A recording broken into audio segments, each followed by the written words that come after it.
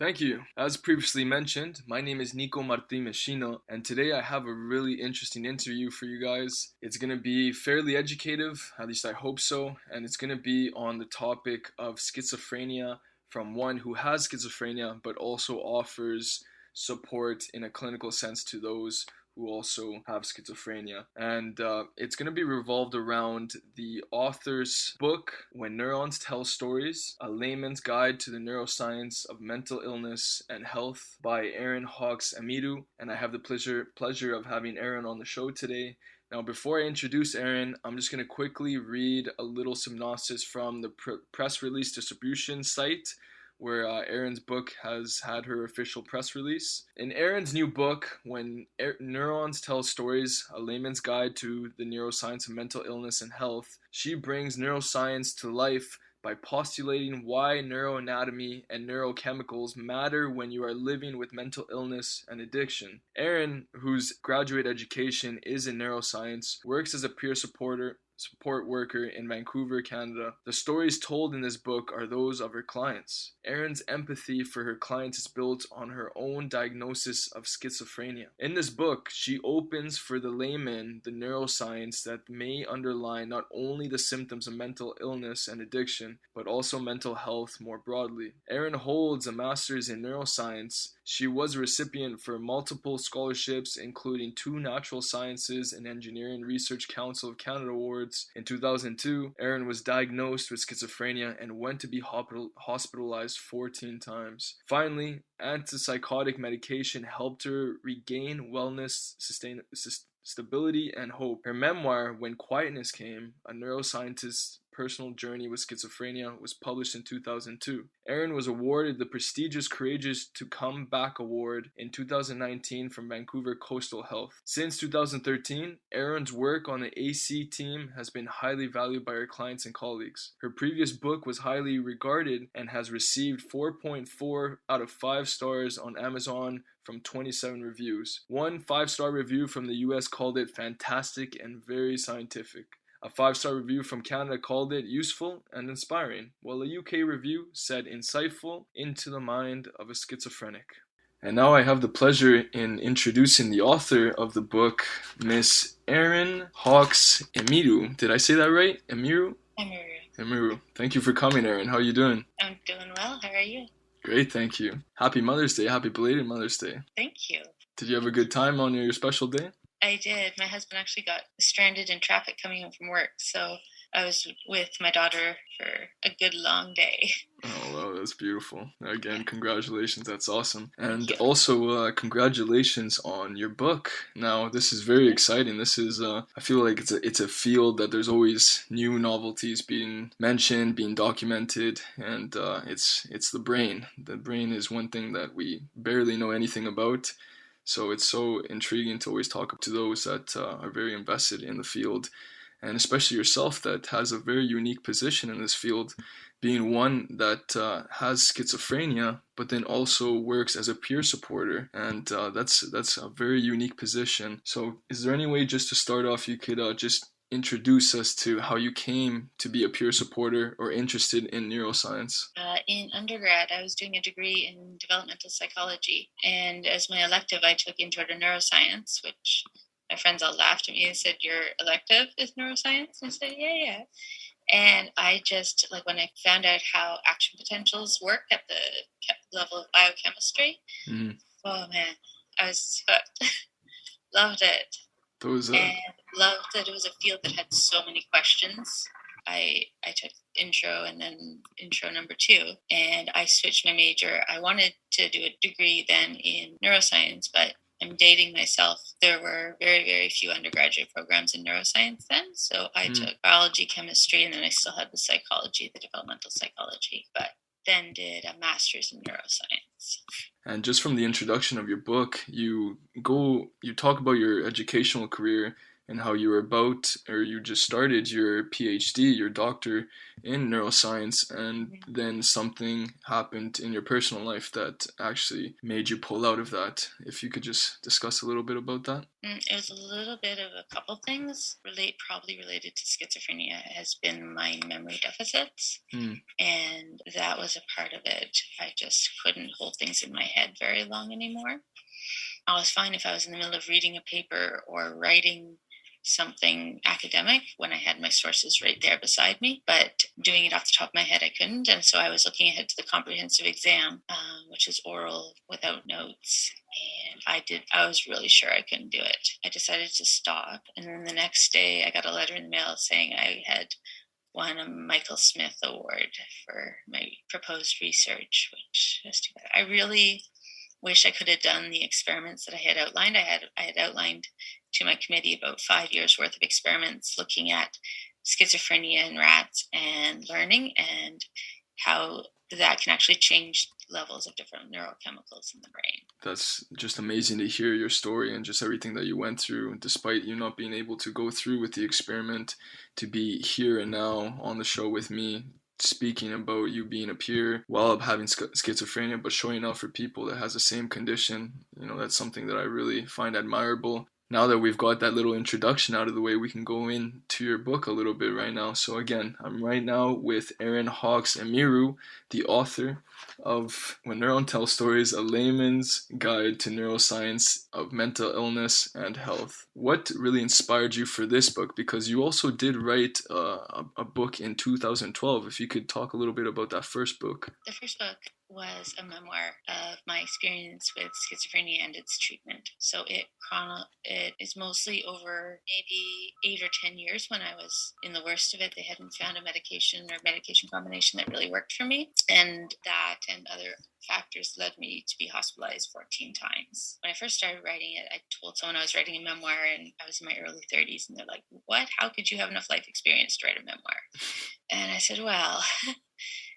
So it really chronicles my years, the years when I was in a lot of psychosis. Yeah, imagine that was a difficult time. But through this memoir of yours, you also mentioned in your book that an opportunity presented itself, an unprecedented opportunity. What was that opportunity? I was at a BC Schizophrenia Society event, and actually a police officer with BPD asked to be introduced to me because he was part of these new ACT teams.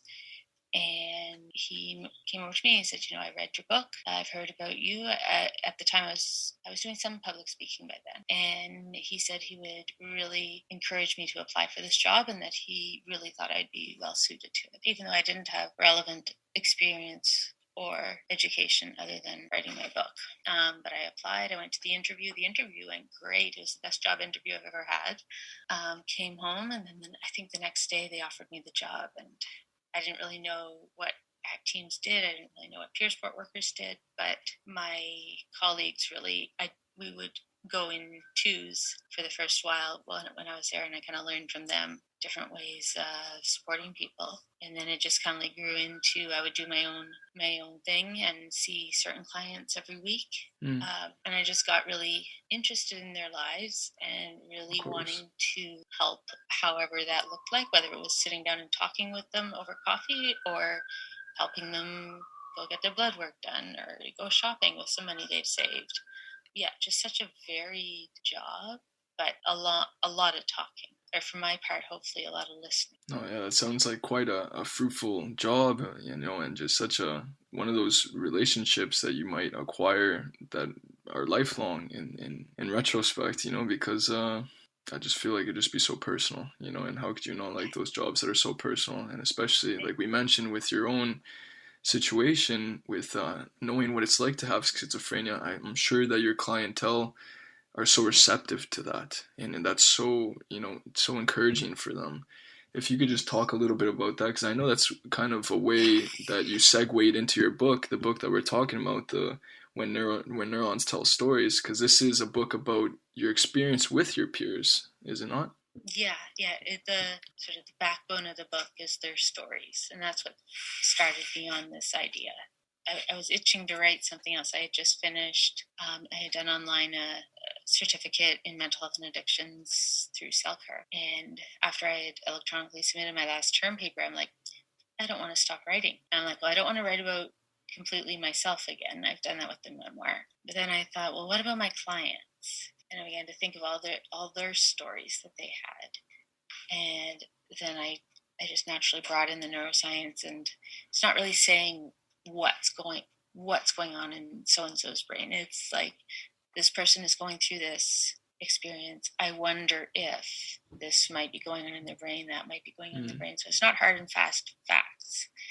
It's more hypotheses and musing. And then, of course, with a lot of reference to academic papers. Of course. For the content.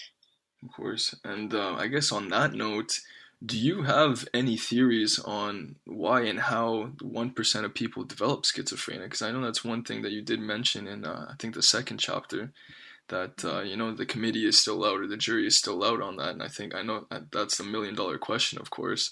But do you have any theories for yourself of why people, that 1% do have schizophrenia? Why and how? It's a loaded question for sure. I mean, neuroscience is a field where if you want to go into a field where you hear, I don't know a lot, then you go into neuroscience. Because we just don't know so much. It's and I have a book full of experiences, but they're not really, why does this person have schizophrenia? I did touch on typical topics like addictions, paranoia, hallucinations. But I also wanted to see my clients not just as people with schizophrenia. A couple others had different diagnoses, but most of them were diagnoses of schizophrenia or schizoaffective. And so I wanted to talk about spirituality, which you don't normally do in psychiatric outreach. But my clients seem to want to talk about it. When I go see them in the morning and I buy them a cup of coffee, they say, we go out to the park so I can have a cigarette with my coffee. Yeah. I was like, there must be neuroscience in that too. Something special about that combination. So it's not a textbook. No, yes, it's very anecdotal and very personal as well, which is something that I think is a huge strength in your narrative, because it does give that uniqueness to your position, which I think is something to definitely mention more than once. I also I would like to talk about just the general peer support. You were mentioning that you wanted to give a different take on this book, maybe not talk about the traditional things that are spoken of when on the topic of schizophrenia. And you kind of wanted to go from, maybe talk a little bit more of trust rather than paranoia, and that experience, of like building that relationship with the clientele. Yeah, peer support has the really unique position of being able to say, I know. So, for example, I remember going to see one of my clients in the hospital he was hospitalized for psychiatric reasons, and he had been put in one of the so-called quiet rooms and refused to talk to everybody. So I went cautiously in and I said, you know what? I have been in this exact same quiet room. I've slept on that bed. I've looked at these walls, and I've dealt with the professionals, the nurses and doctors, etc. And he looks up at me. He's like, okay, I'll talk to you, but no one else. And just that I know was so powerful. And it really surprised me that, because so many people on the ACT team are living in a way that is very different from my very privileged upbringing and current living status. And so I can't say I know to everything, but they seem to appreciate the mental health side of it. That's very profound and very, very personal. Again, I think that's, for me, I always think my own theory in life is that empathy is the one tool that we can use to really solve all these cultural and social problems and issues that we have. And, when it comes to stigmas with mental health and all that stuff, it's really until you have someone in the family that suffers from something like that where you start to understand that, hey, no, and just like you said, I know, I get it. But it also gives you that initiative to be there beside them and actually, meet them halfway. And I'm really glad that you brought that to the forefront. And it didn't have to be the exact same experience to be able to relate. I could relate to them. Mm-hmm. One of my most favorite moments at ACT was when I was helping a man apply to go for treatment for drug use. Okay. And so he was having me help him write down all the things in the long application. So we had just finished an entire page of, have you done this drug? When? How much? What quantity? What route? All that. Just a whole page of it. Just so mentally exhausting. And then the next question was, have you ever had an eating disorder? And he said no. And I wrote that down. And then I sort of paused and I looked at him and I said, you know what? That's what I went through. And I said, I know the feelings of shame and secrecy and isolation. I know that it takes time, money, attention. I know that it breaks relationships. And I know that you do it even though you can be hating what you're doing, but you still do it. And he looked at me and he said, you get my addiction. I said, yeah, I do. And then just this moment of no judgment between us.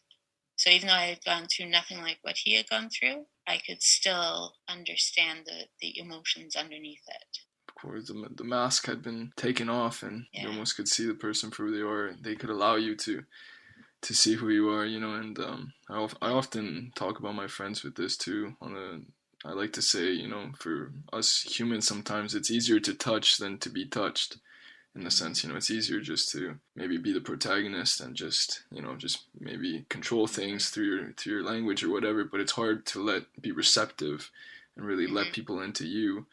And then that goes on so many levels. And what it seems that you just expressed is, you guys actually were able to touch each other, in this very, very real, serene way, where you can recognize each other almost like in an existentialist way, where you see each other for who you are, for who they are. And that's just so powerful. That's a virtue. I really do think that's a virtue, because it's so hard just for any of us to connect with anyone else on a deeper level. So that's something very strong. Yeah. And it was seeing his spark, his inner core, that years of addiction and homelessness or substandard housing and poverty and physical limitations and everything was just piled on top of his shining bright center. And he has told me that, especially me and a colleague as well, like he felt how much we believed in him, and that's priceless.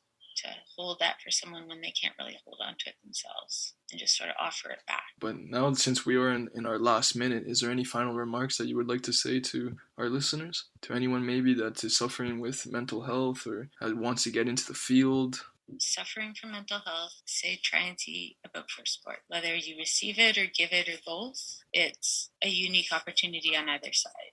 Great. Well, thank you so much, Erin. I really appreciate you coming here today and being so honest with us. And again, congratulations for having your daughter recently. Was she just recently born? She's 14 months. 14 months. Okay. Well, 14 months. Congratulations. And thank you again for being on the show. Yeah, thanks so much. No problem. This was Erin Hawkes-Emiru, the author of When Neurons Tell Stories, a layman's guide to the neuroscience of mental illness and health.